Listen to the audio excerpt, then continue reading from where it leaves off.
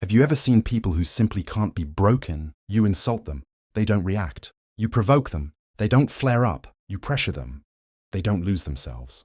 And the strange thing is, the less they react, the more respect they gain.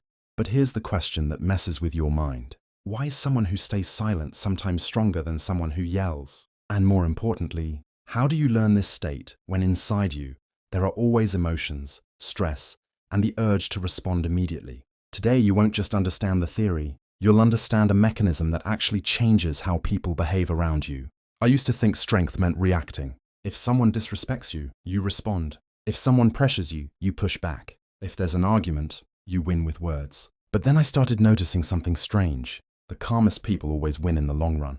The most emotional ones burn out first. And I didn't understand why, until I ended up in a situation where it became obvious. Why does calmness earn more respect than aggression? Why is silence stronger than arguments?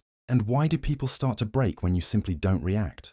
And the most important question, how do you stop reacting automatically when everything triggers you?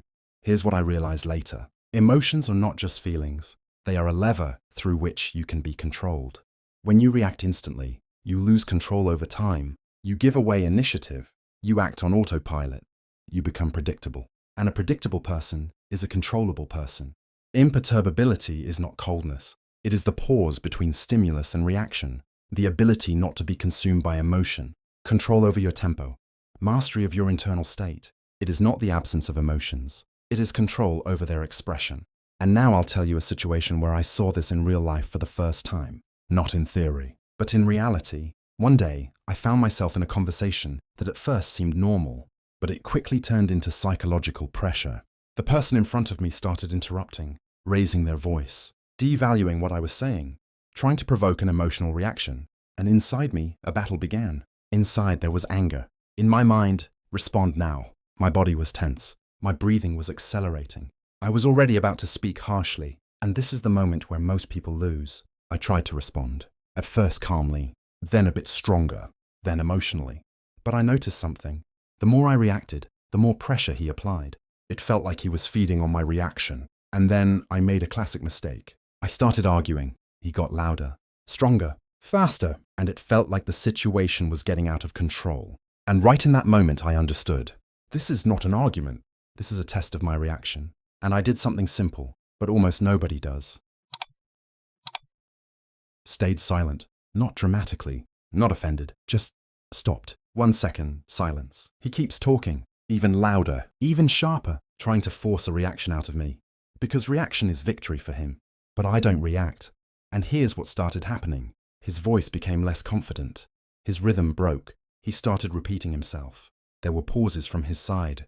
Because pressure without reaction doesn't work. One person is a storm. The other is a rock. A storm can be loud, but it cannot move something that doesn't respond.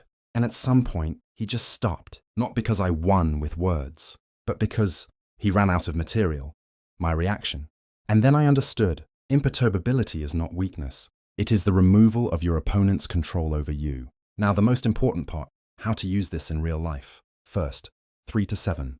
Second pause. When you get triggered, don't respond immediately. Let your brain exit autopilot. Even 3 seconds can break the reaction loop. Second, breath control. Before responding, inhale 4 seconds. Hold 2 seconds. Exhale 6 seconds. This reduces emotional impulse. Third, role switch. Ask yourself, am I a participant or an observer? An observer doesn't react, they analyze. Fourth, slow down your speech. Speak slower than you feel like. This reduces conflict, increases authority, breaks pressure from the other person. Fifth, don't prove, clarify. Instead of, you're wrong, say, why do you think that? This shifts control to you. Sixth, micro-detachment. Imagine you are watching the situation from the outside. This reduces emotional intensity by 50–70%. After that situation, I started noticing. People spoke to me more calmly. Conflicts ended faster. I stopped getting emotionally pulled in.